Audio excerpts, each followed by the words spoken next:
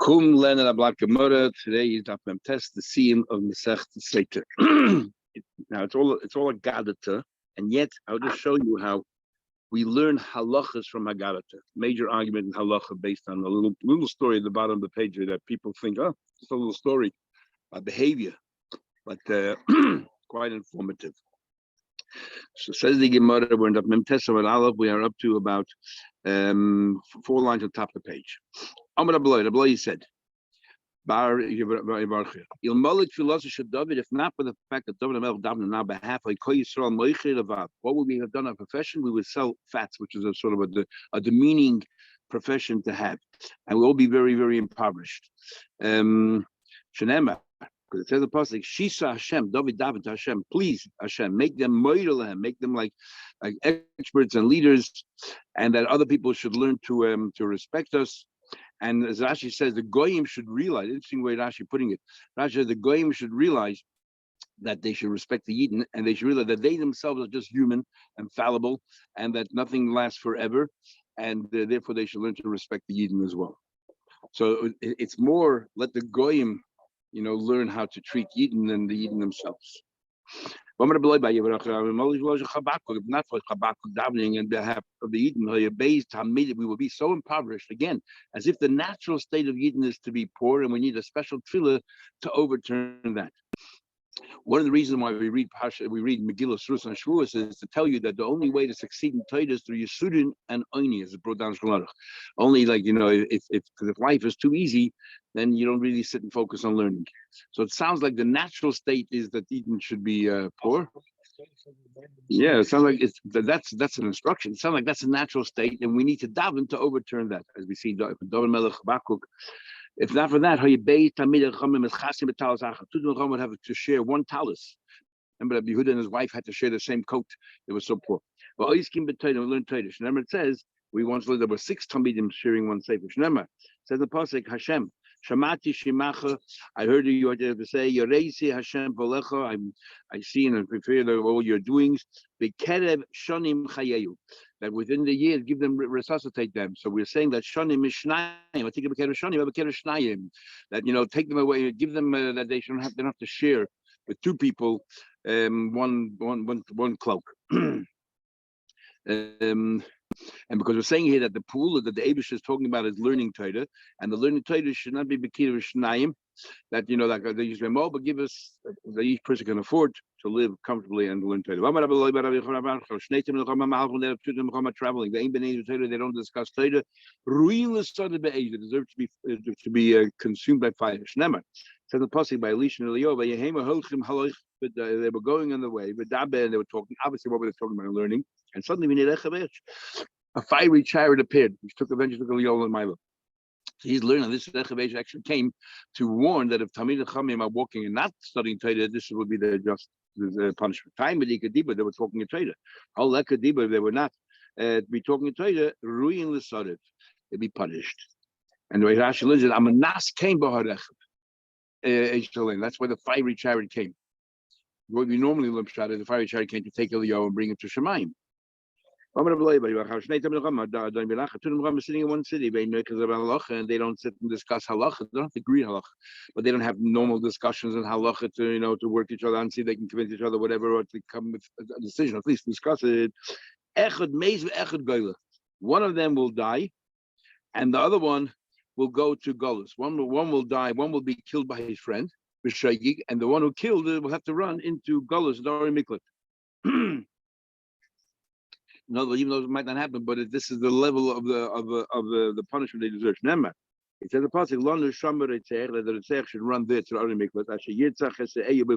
Killed his friend b'vli das. What is b'vli das? Unknowingly, but das is only das on Torah. Remember, it says in the pasuk, that my people they didn't have the seichel to sit and learn from each other. And it says in the end of the pasuk, forget the Torah. So we see das really is referring to Torah. So this story of Arei Miklat is all about Torah. That's why I said that one of the things of Arei Miklat is that we should immerse ourselves in Chodesh El in Torah, because that's what Arei Miklat is. As it is right here, that this entire pasuk with Blit Das is talking about that they don't study Torah, or they don't learn Torah properly, and then you have to run to the other mikveh, which means you have to immerse yourself in Torah completely. Anyone who studies Torah, even though times are very difficult, is that your loss in Ishmas, his davening will be heard. As it says in Pasuk, Ki am b'tzion yeshiv b'Yerushalayim, the people sit and see in Yerushalayim. Tomorrow is Yom Yerushalayim. I once heard about Rav, which is a capital we say for the Rebbe today. Like a city, the Yerushalayim, the two parts of Yerushalayim got together. The Medrash said Yerushalayim Shalmaila, Yerushalayim Shalmata got together. Hashem says, I won't go to Yerushalayim Shalmaila. So you go to Yerushalayim Shalmata, or the two parts of Yerushalayim, Yehudim and Yamin. So the Rav said the word Yachtov is, he's saying something else. When will Yerushalayim be united against with the Yidden, Yachtov with all the Yidden? Yachtov is Gematria, Yud Ches Daled Vav is 28. And the 28th day of year is when Yerushalayim was recaptured. It's usually Yachtov. Ki am b'tzin yeshiv Yerushalayim, bocha le'sivcha, that they won't cry anymore, and Chanan Yochnecha, the Kol Zakachecha, Ki Shamosai Anach. Soon the Eibusha hears you, the Eibusha will listen to you and please you, and as soon as the Eibusha hears you, he will respond to you. So we see from here, and what is it supposed to say? The Nas Hashem lechem, lechem, Hashem will give you bread, tsar, umayim, lochatz, and Hashem will give you all that. So in other words, when will Hashem listen to your prayers? If you're the type of person that all you have is lechem, tsar, you have just enough bread to survive on, and nevertheless, what are you doing? You're sitting and you're studying Torah. So they will respond to everything saying, they'll actually satisfy you from there, give you more. It says possible your eye will see your teacher. So that's the end of that very same pasuk. The gate, the pargud will not be standing in his way. And it says will never conceal your teacher as well.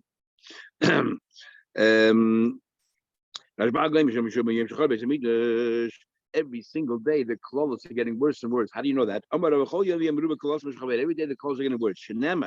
It says in Pasuk that we in the Teicha, it says that every morning they're going to say, I wish it's nighttime, as if nighttime is better. At night, they say, I wish it was morning, because morning was better. Now, which morning are we talking about?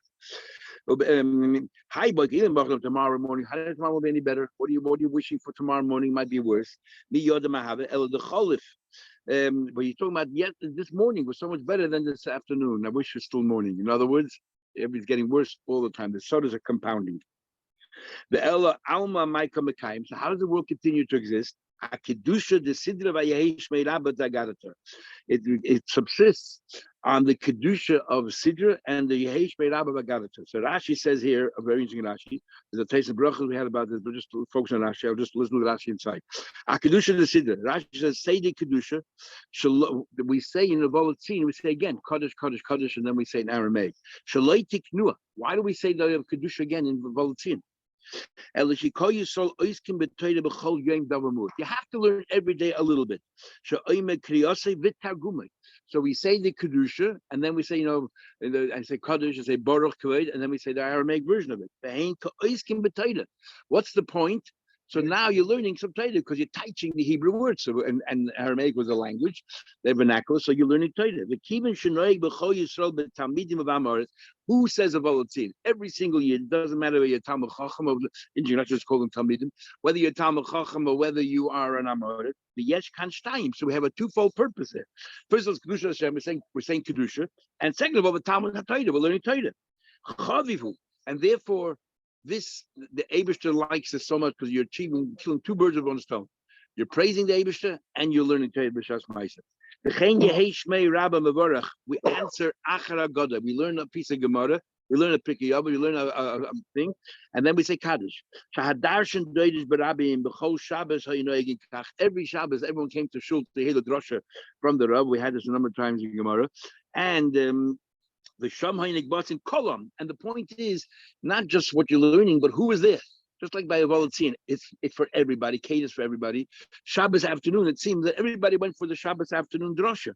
And Kolam Lishmai, Rashi says, everybody came. You're not working, you go to shul to hear a drasha.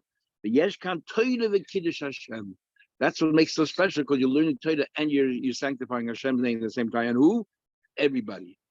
Okay, so everybody comes to shul to hear the drasha from the rabbi. Okay, all the rabbis should hang this up and plaster it. Everybody come to shul. Okay, let's continue the Gemara. Back to Gemara. How do I know that? It says, edits of us a dark world, like the darkness of death. And there was no order. But there would have been an order to fear Meifel, would have pulled them out from the darkness. What's Darim? Darim are, Rashi says, Sidrei Parshas the Torah. We are learning Torah, but we call them Darim order, and that's why we call every Parsha Sedra. It's an order, it's a fixed order. The Tal did not come to bracha. And the geschmack from Peres was taken away. Tanya, we learn Tara, Butler. Now this Brisa sounds exactly like the Mishnah, and all the Mepharshim say it's the same as the Mishnah because it doesn't add anything. Rav Shimon says Tara, the fact that we're no longer careful in Tara, but the tam, the saruchazik thing, Butler tam berech. So you lost the taste and the smell and the beautiful fragrance of the fruits. Mice, now that we don't give mice anymore. Bittul shumen dogan. Again, there's something that you cannot put your hands on. This is the cream of the grain. Everybody wants. So they say the Bryce is saying the same thing as the Mishnah, but actually, there's one big difference. In the Mishnah, it says mittul, and here it says bittul, and there's a difference. Mittul means it's completely taken away. Bittul means it's still there, but it's nullified. I mean, there's still something there. So there's like two stages. Sounds like the Bryce was said first. It was first bottled, that was nullified, and the next thing was that it was eventually taken away altogether. Rabbi Huna, now here's the story of the Gemara. Seems like a simple story. Rabbi Huna found a date, a beautiful date that was really fatty. And it had a beautiful fragrance. And since actually has a certain species of dates called Tumrata or Tomarta Dichrinusa. Shakla Karchim, he took it, he treasured it, and he wrapped it up in a handkerchief. This is the famous Avuna. And also Rabbi Brei gave it to his son Rabbi. His son Rabbi came along. And his son said, I smell the beautiful fragrance. Now remember, we lost the beautiful fragrance. So if Rabbi Bar Huna was able to smell it, that means he was very excited. I can see that you're a very high madrega, and therefore you're able to smell it. Yavanella, he gave him as a gift. So that even though he wanted to eat it for himself, but he loved the son, so he says, "No, you merited it," and he gave it to his son Rabbi. In the meantime, also Abba Berei. In the meantime, his grandson, Rabba's son, came into the room. Abba, his name is Abba. Shakla Yavanella. So Rabba took the thing and he gave it to his son, even though he didn't merit it. He gave it to his son. Amalei. Now everybody got incensed. I wanted it for myself. I gave it to you as my son as a gift. And now instead of giving it back to your father if you don't want it, you gave it to your son. He said, B'ni, so machtasli, first you gave me nachas, that you were able to smell these beautiful things. And then he said, then a second later you blood my teeth. This is what people say. A father loves his son more than himself. The son's love doesn't go back to his father, and his sons. What is the famous word? One father can raise 10 sons, but 10 sons cannot take care of one father. Yeah, but it's the same thing. The father, mother, same thing. Now, the Gemara tells the story. Rabbi Achba Yaakov had a grandson, Rabbi Yaakov Bar Barte. Looks like he, for whatever reason, he raised his grandson, who was named after his own father. So Rabbi Achba Yaakov had a daughter who had a son. So Rabbi Achba Yaakov is raising his grandson. And as the kid was growing up, one day he said to him, Ashken Maya, can you give me a drink of water? Now listen to the story here. I'm not your son. Why should I give you water? Now he was raised by this man. Be a mensch. Forget about being grand. No. This is what people say. Rabbi, you raise a person, and yet when it comes to ask him a favor, I'm the son of your daughter, leave me alone. So look at Rashi, very important Rashi here, right on the left side, right above the word masnisin. Rabbi, Godel, so you raise him. Afa Pikain, I'm not your son. What am I? I don't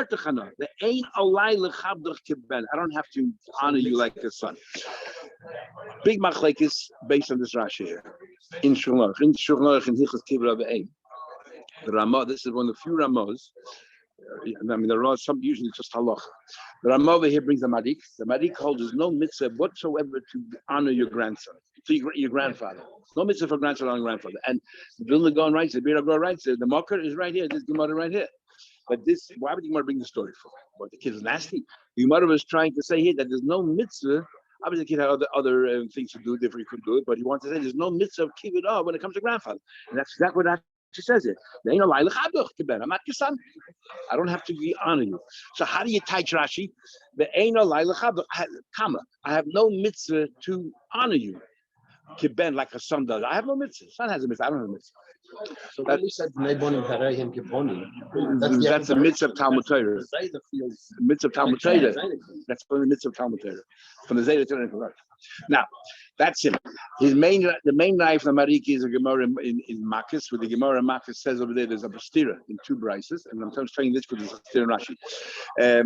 There's two brises, and one brise says that if the father killed his son, there's no girl hadam. In other words, if the father kills his son, the siblings cannot avenge the victim and kill their father. But if another brise says that yes, there is a mitzvah girl hadam, so there's a contradiction. So the Gemara says kan b'bnoi, kan b'bemroi. So Rashi over there says, if the brother of the victim, he's not allowed to kill his father, even though there's a mitzvah and a goyla down the next of kin to go ahead and take revenge, but not if it's your father, you can't kill your own father. But if it's the grandson, says Rashi over there, the grandson has no mitzvah of kivud of the grandfather, but he has a mitzvah of goyla down, like Rashi says there. So therefore, he can kill his grandfather. Clearly, Gemara there. That's what the Malik's basis is. The Ramah says no. There is a mitzvah, and he brings a rai from a medrash. Rashi and Chumash says that Yaakov said that we shech to the God of Yitzchak. Why didn't he say the God of Avraham? Because there's a mitzvah to honor your father more than your grandfather. So he said there's a mitzvah to honor your father more than your grandfather. But really, there's still a mitzvah to honor your grandfather. Just why your father is more than your grandfather. So if that's the case, says Ramah, it's clear. And the Taz then writes over there, the Tzorich in Godel. I don't understand the Marik. How can he argue with a Rashi and Chumash? Which everybody else wonders. Rashi and Chumash is just explaining pshat. He's not pasking. As we know, sometimes Rashi and Chumash does things different in the Gemara because he's out to explain the pshat. So this case here is where the grandfather brings up the kid. Yeah, it's even worse. So, yes, it's even worse. Extend to stepfather, foster father. Yeah, and we're saying there's no mitzvah. No mitzvah. We're saying more anushis, be a mensch, not al chiv. However, there are other poskim who say that a grandson has a chiv of sitting shiva for a grandfather, based on what the Ramah says, and saying kaddish all that.